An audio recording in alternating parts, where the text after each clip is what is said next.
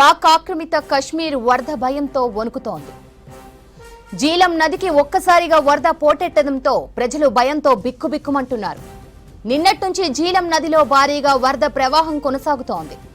భారత్ వైపు నుంచి ఒక్కసారిగా నీటి ప్రవాహం పెరిగిందని స్థానికులు చెబుతున్నారు.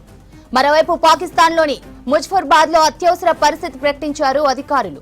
ఎలాంటి సమాచారం ఇవ్వకుండానే ఎగువ నుంచి భారత్ నీటిని విడుదల చేస్తోందని ఆరోపిస్తోంది పాకిస్తాన్.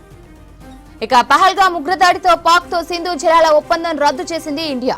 వరద ప్రవాహానికి సంబంధించిన సమాచారాన్ని పాక్ కు అందించడం నిలిపివేసింది. దీంతో పాక్ ఆక్రమిత కశ్మీర్లోని ముజఫరాబాద్ సమీపంలో జీలం నదిలో నీటి మట్టం భారీగా పెరిగిపోయింది. హటియాన్ బాలా అనే ప్రాంతంలో ఎమర్జెన్సీ ప్రకటించారు అధికారులు. ప్రజలను నదీ తీరంలోకి వెళ్లొద్దని మసీదుల నుంచి హెచ్చరికలు జారీ చేశారు. జీలం నది అనంతనాగ్ జిల్లా మీదుగా ప్రవహించి చకోతి ప్రాంతంలో పీఓకేలో ప్రవహిస్తోంది. ఇటు జమ్మూ కశ్మీర్లోని పహల్గామ్లో జరిగిన ఉగ్రవాద దాడి తర్వాత భారత్ పాకిస్తాన్ మధ్య ఉద్రిక్తత వాతావరణం నెలకొంది. ఉగ్రదాడి తర్వాత రెండు దేశాలు అనేక ప్రకటనలు చేశాయి. ఒకదానిపై ఒకటి ఆంక్షలు విధించుకున్నాయి. దీనిలో భాగంగా సింధు నది ఒప్పందాన్ని రద్దు చేసింది భారత్. ఉగ్రవాదానికి పాక్ మద్దతు ఇవ్వడం లేదని నమ్మే వరకు సింధు జలాల ఒప్పందాన్ని పునరుద్ధరించమని తేల్చి చెప్పింది. మరిన్ని డీటెయిల్స్ శ్రీశైలం అందిస్తారు. శ్రీశైలం, పాక్ పై జీలం నది ఎఫెక్ట్ కు సంబంధించిన అప్డేట్స్ ఏంటి?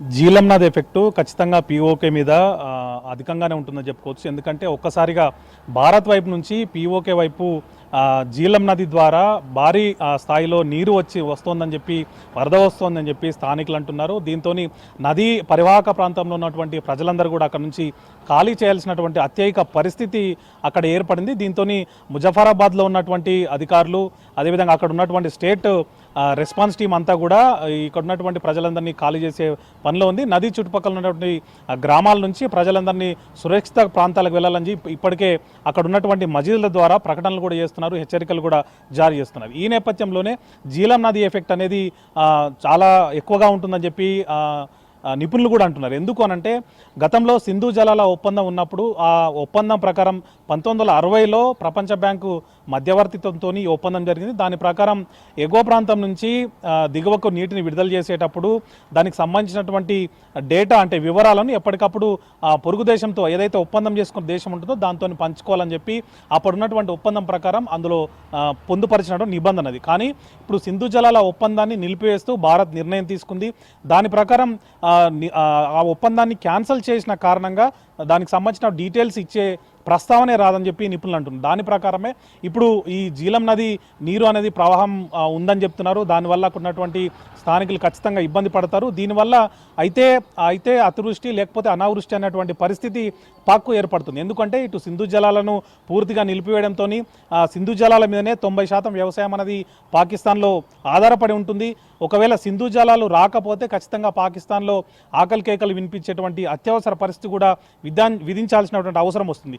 ఈ విషయం తెలిసే ఇప్పటికే పాకిస్తాన్ వివిధ రకాలుగా ప్రకటనలు చేస్తుంది. ఒకవేళ నీటిని వదలడం కానీ నీటిని ఆపడం కానీ చేస్తే కనుక అది ఖచ్చితంగా యుద్ధ చర్యగానే భావించాల్సి ఉంటుందని చెప్పి ఇప్పటికే ప్రకటన చేసింది. అయితే ఈ జీలం నదికి సంబంధించినటువంటి నీటి విడుదలపై భారత్ నుంచి ఎట్లాంటి ప్రకటన రాలేదు.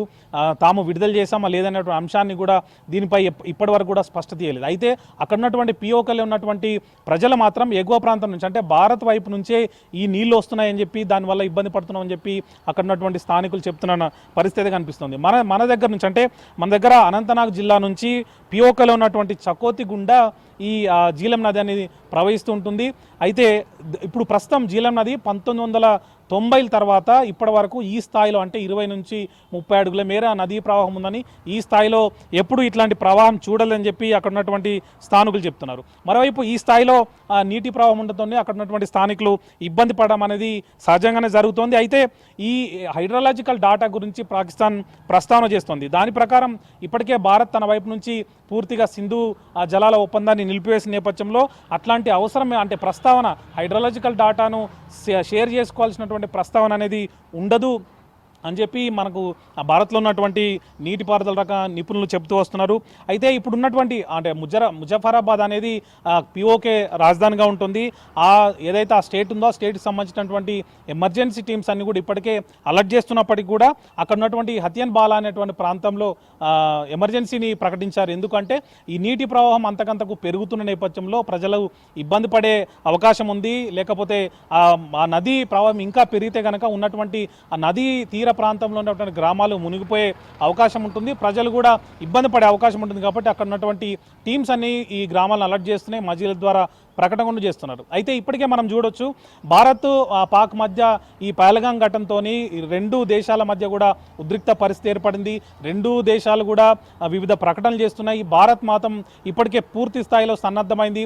ఒకవైపు దౌత్యపరంగా ఇబ్బంది పెడుతున్నాయి, మరోవైపు రక్షణ పరంగా రక్షణ దళాల పరంగా ఎట్లాంటి చర్యలు తీసుకోవాలి, మన త్రివిధ దళాలను ఏ విధంగా సన్నద్ధం చేయాలనే అంశాలపై ఇప్పటికే పూర్తి కసరత్తు చేసిన నేపథ్యంలో ఈ అంటే ముప్పేట దాడిని పాకిస్తాన్ తట్టుకోలేక వివిధ ప్రకటనలు గుప్పిస్తున్నప్పటికీ కూడా భారత్ మాత్రం తన ప్రయత్నాలు ఆపడం లేదు.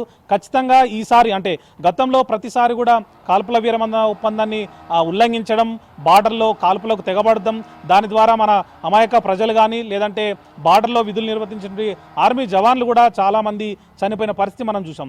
ఇప్పుడు పహల్గాం ఘటనతో టూరిస్టుల మీద కశ్మీర్ ప్రాంతం ఏదైతే టూరిజం పెరుగుతున్న నేపథ్యంలో భారత ప్రభుత్వం తీసుకొచ్చినటువంటి చర్యల కారణంగా అక్కడ టూరిజం పెరిగి ప్రజలందరూ కూడా సంతోషంగా ఉండడాన్ని జీర్ణించుకోలేకనే ఇట్లాంటి ఘటనకు పాక్ పాల్పడని చెప్పి ఇప్పటికే భారత ప్రధాని ప్రకటించిన నేపథ్యంలో పహల్గాం ఘటన కూడా అదే రకంగా జరిగిందని చెప్పి ఆయన చెప్పిన నేపథ్యంలో పాకిస్తాన్ దీన్ని అంటే అక్కడ ఉన్నటువంటి రక్షణ శాఖ మంత్రిత్వ కానీ లేకపోతే ఇతర మంత్రులు కానీ ఒకరేమో మా వల్లనే జరిగిందంటూ, ఇంకొకరేమో జరగలేదంటూ, లేకపోతే ఇంకొకరు ఇంకో రకంగా వివిధ రకాలుగా ప్రకటనలు చేస్తున్నప్పుడు కూడా భారత్ ముక్త కంఠంతో ఒకటే చెప్తోంది, ఖచ్చితంగా ఇది పాక్ పని అని. దీనికి సంబంధించి వివిధ దేశాల నుంచి కూడా భారత్కు మద్దతు లభించింది. పహల్గాం ఘటనను ఆ దేశాలన్నీ కూడా ఖండించిన నేపథ్యంలో ఇటు దౌత్యపరంగా కానీ ఇటు తమకున్నటువంటి ఏ రకమైన అవకాశం ఉంటే అన్ని రకాలుగా పాకిస్తాన్ మీద ఖచ్చితంగా చర్య తీసుకోవడానికే భారత్ ముందడుగు వేస్తున్న నేపథ్యంలో పాక్ దీన్ని తట్టుకుంటుందా లేదనేటువంటి అంశం మీద కూడా చర్చలు జరుగుతున్నాయి. కానీ అది